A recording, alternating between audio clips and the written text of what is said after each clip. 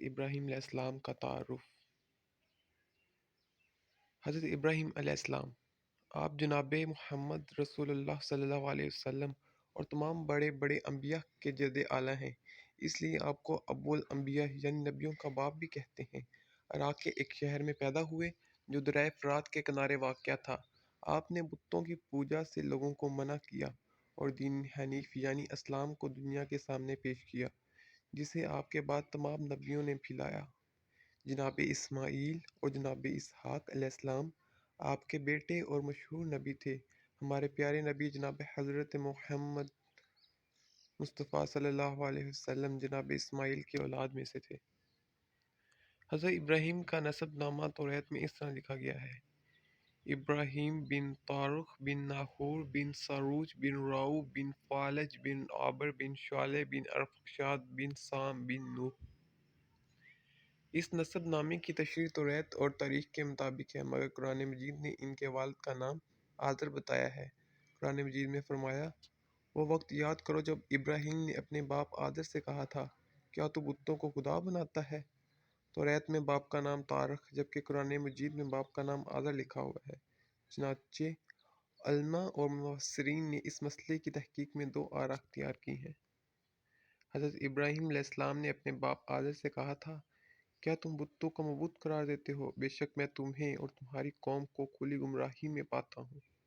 حضرت ابراہیم علیہ السلام کو ہم نے اس طرح زمین اور آسمانوں کا نظام سلطنت دکھا دیا تاکہ وہ کامل یقین کرنے والوں میں سے ہو جائیں۔ حضرت ابراہیم علیہ السلام کی چند دعائیں: امن و سلامتی اور رزق میں برکت کی دعا۔ رب اجعل ھذا بلدا آمنا وارزق اہلہ من الثمرات من آمن منہم باللہ والیوم الآخر۔ اے میرے پروردگار، اس کو ایک پرامن شہر بنا دیجیے اور اس کے باشندوں میں سے جو اللہ اور یوم آخرت پر ایمان لائیں، انہیں قسم قسم کے پھلوں سے رزق عطا فرمائیے۔ ہر عمل کی قبولیت کے لیے دعا۔ ربنا تقبل منا انک انت السمیع العلیم۔ اے پروردگار، ہمارے نیک اعمال قبول فرما لے، بے شک تو ہی ہر ایک کی سننے والا، ہر ایک کو جاننے والا ہے۔ اولاد کی فرمانبرداری اور توبہ کی قبولیت کی دعا۔ ربنا واجعلنا مسلمین لک ومن ذریتنا امۃ۔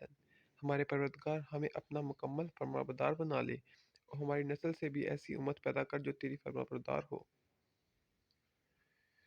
سورہ ابراہیم میں ایک جگہ پر ارشاد ہوا، اگر تم اللہ کی نعمتوں کا شمار کرنا چاہو تو نہیں کر سکتے۔ اسی طرح ایک اور جگہ ارشاد ہوا، انہوں نے اپنی ساری چالیں چل دیکھی مگر ان کی چالیں ایسی نہ تھی کہ وہ اللہ کو ہرا سکتے۔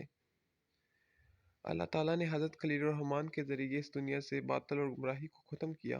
اللہ تعالیٰ نے انہیں بچپن ہی سے عقل سلیم اور رشد ہدایت سے نواز دیا تھا، اور جب وہ بڑے ہوئے تو انہیں رسول بنا کر مبعوث فرمایا، خلیل کا منصب عطا فرمایا۔ ارشاد باری تعالیٰ ہے، ہم نے ابراہیم کو پہلے ہی سے ہدایت فرمائی تھی اور ہم اسے جانتے تھے۔ حضرت ابراہیم علیہ السلام کی دعا۔ الحمدللہ الذی وہب لی علی الکبر اسماعیل و اسحاق ان ربی لسمیع الدعا۔ سورہ ابراہیم آیت نمبر 13۔ سب تعریف واسطے اللہ کے ہے جس نے بخشا مجھ کو بڑھاپے پر اسماعیل اور اسحاق۔ تحقیق رب میرا البتہ سننے والا دعا کا ہے۔ درود ابراہیمی، وہ درود جو آپ صلی اللہ علیہ وسلم پڑھا کرتے تھے اور صحابہ کرام کو بھی اسے پڑھنے کی تلقین کرتے تھے، خصوصاً نماز میں۔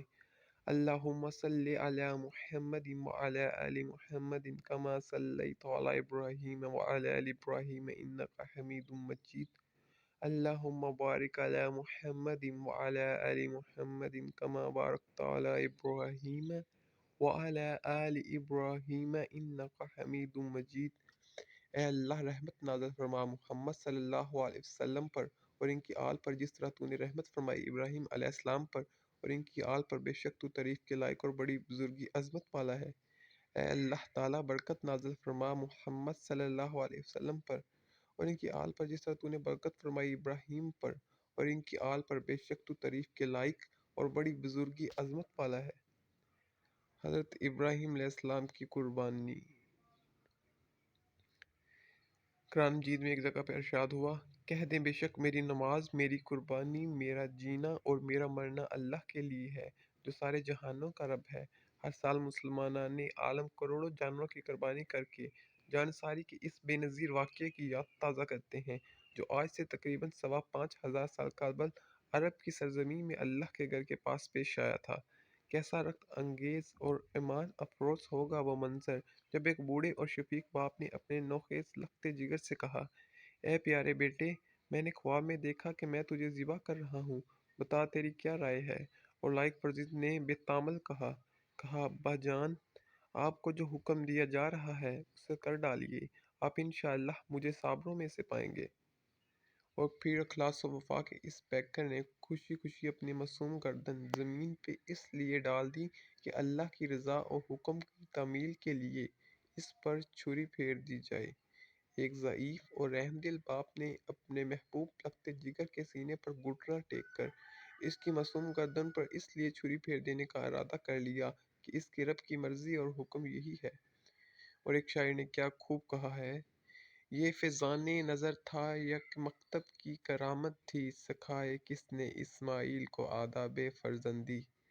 عطا و فرمانبرداری کا یہ بے نظیر منظر دیکھ کر رحمت خداوندی جوش میں آ گئی اور ندا آئی، اور ہم نے انہیں آواز دی کہ اے ابراہیم، بس تم نے اپنے خواب کو سچا کر دکھایا، ہم وفادار بندوں کو ایسی ہی جزا دیتے ہیں۔ یقیناً یہ ایک کھلی آزمائش تھی۔ شکریہ۔